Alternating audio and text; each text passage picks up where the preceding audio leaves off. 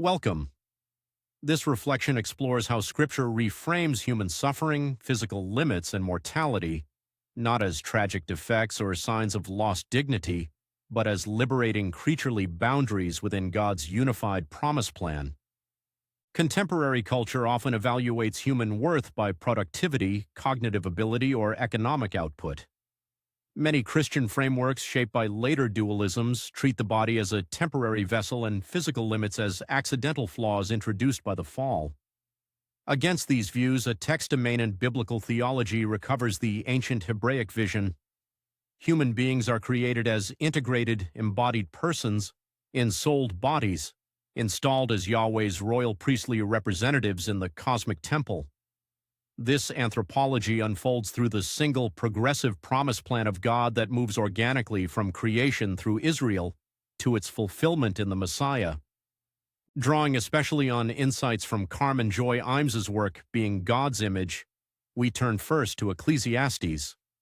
The recurring Hebrew word Hevel, often translated vanity or meaningless, literally means vapor, breath, or mist. It describes something fleeting, elusive, and beyond our control. Koheleth observes that generations come and go and past labors are quickly forgotten. Human life is like drawing a bucket of water from the ocean. For a moment the water is held, then it is gone, and no lasting hole remains. Within a few generations, most individual achievements fade from memory. This is not nihilism, it is liberation.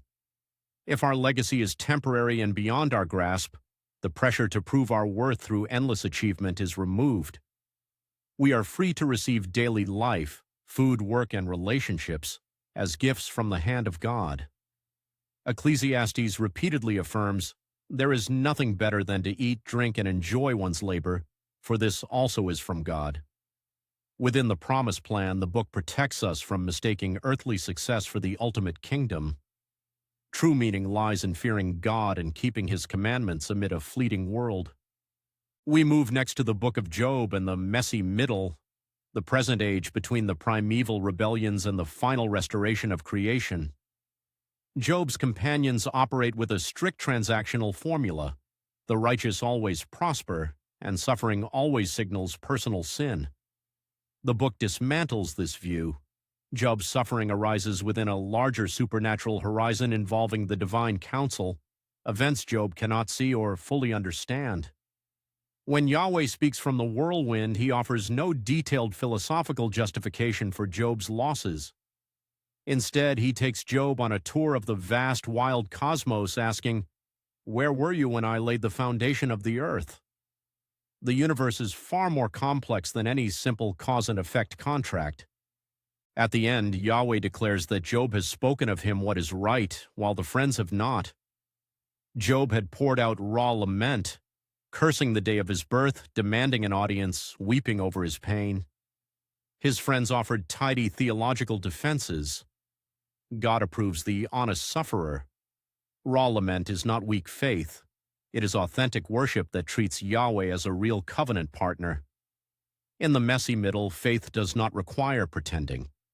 Pain does not hurt.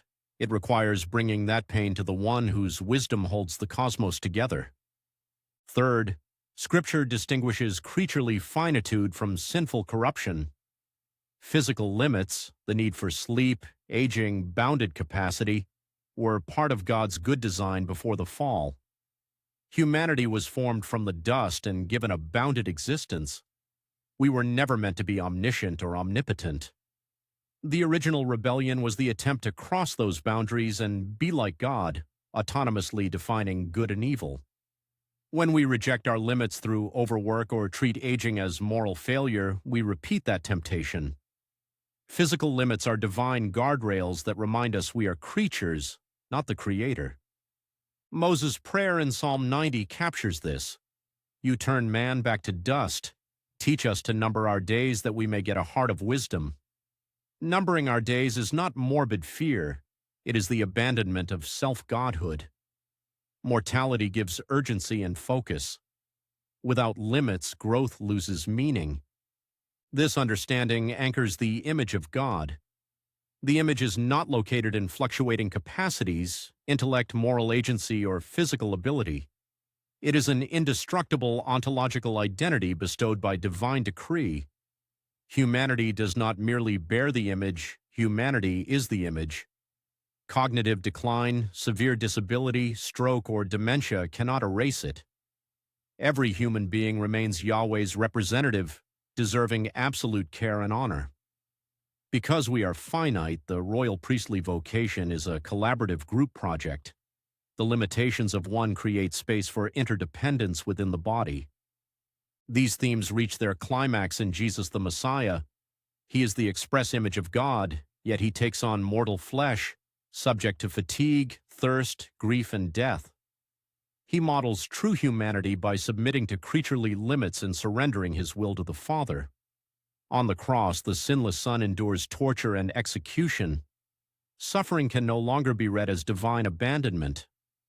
Throughout the promised plan, God incorporates suffering redemptively, from the servant who bears griefs in Isaiah, through the martyrs of the Second Temple period, to the apostolic witness that believers carry in their bodies the dying of Jesus so that his life may be manifested. The biblical hope is not disembodied escape. It is bodily resurrection and the physical renewal of the cosmos. Creation itself groans, awaiting the redemption of our bodies.